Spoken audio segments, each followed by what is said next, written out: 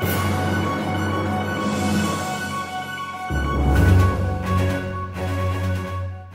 I have here with me Mr. Zahir Shah, retired CEO of Coats Egypt and Coats Israel.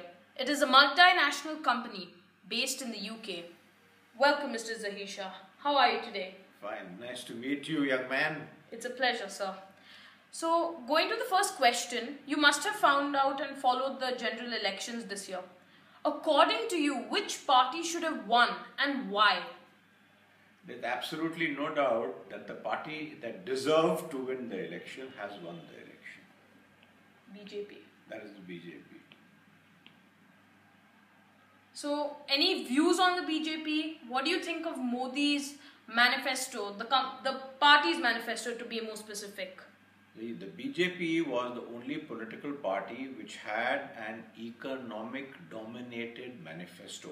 Unlike all the other parties who focused on various issues like minority inclusiveness and other populist measures, the BJP was the only one which focused on a development agenda, and that is what India needs, and I think this is what the electorate understood and hence decided to vote for them. So I've read in many magazines the title, they say it is not a victory for BJP. They say the victory is for Modi. Do you think BJP won solely because of Modi and his actions? Yes, they won because they had Modi as the projected Prime Minister and because of Modi's emphasis on development of the country. Okay. And I've also seen in an interview between Arnab Goswami and Narendra Modi. In the manifesto it mentions that any hurt Hindus around the world are welcomed here in India with open arms. What about all the Buddhists, Sikhs, Parsis, Christians and Catholics? I don't think that you should be reading too much into this interview. There's no doubt that initially the Hindutva agenda was probably the main plank of the BJP manifesto. But I think that under the influence of Modi, the emphasis shifted very dramatically in favor of development of the country, rather than building the Ram temple or whatever other Hindutva agendas there were. Well, according to you, which party do you think has got the least seats in the Lok Sabha and why do you think so? There are two aspects to this. Are we talking about the parties which got the least number of seats in parliament or the parties which got the least number of the popular vote? They are not the same thing because India does not follow the system of proportional representation in parliament. We follow the system of first past the post.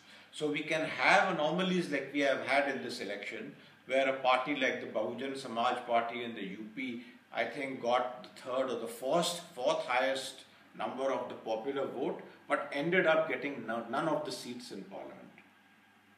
That's true. So, as we have seen in this general elections, after many years, the BJP has won a clear majority, thus no standalone opposition. So, which party do you think has the caliber to form a string opposition or maybe a coalition of opposition parties that can actually raise questions and arguments about the BJP's actions? Amaan, the strength of the opposition doesn't depend on the caliber of the opposition party. It depends on the number of seats which the opposition party has. The larger the number of seats which the opposition has, the stronger will they be as an opposition party. Hence, the Congress is probably the best place to be the main opposition party because they have a majority in the upper house, the Raj Sabha, and hence can do a job of being an effective opposition to the BJP. So, my next question to you is, the results of the general elections, were they similar to your expectations or they were vastly different? No, they were quite different to expectations because most of us who were following the election expected, and all the polls also pointed to either there being a hung parliament, which means that no party has a clear majority, or that the majority of the BJP would be much smaller than it was. So thank God that both these scenarios didn't come true, and we have a situation where we have a stable government with a sufficient majority of its own. So, according to you, what problems do you think are there in your constituency? And the winner, the candidate who had won here, do you think he or she can address these problems? Yes, the problems can be addressed, but India's problems are so huge and so humongous, and have been there for such a long time that no party can make a dent on these problems in the short term. At the most, what we can do is to make a beginning and try to solve the problem bit by bit.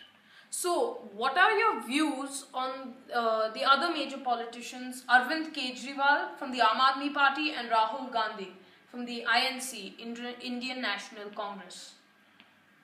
First, Rahul Gandhi. Rahul Gandhi is totally untested and has not been able to project an image of leadership. He seems to be like a young man who doesn't know what he wants.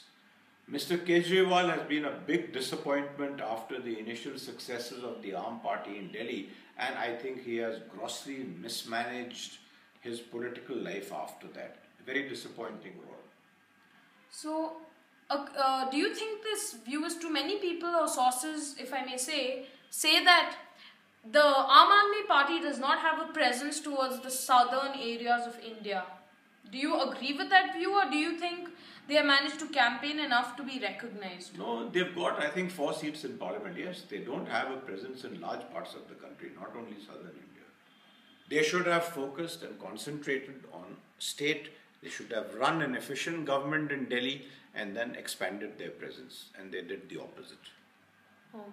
So, in the Congress party, a few days before the results were declared, during I think post-campaigning time, around that time, Priyanka Gandhi actually stole Rahul Gandhi's thunder and went head-on with Narendra Modi.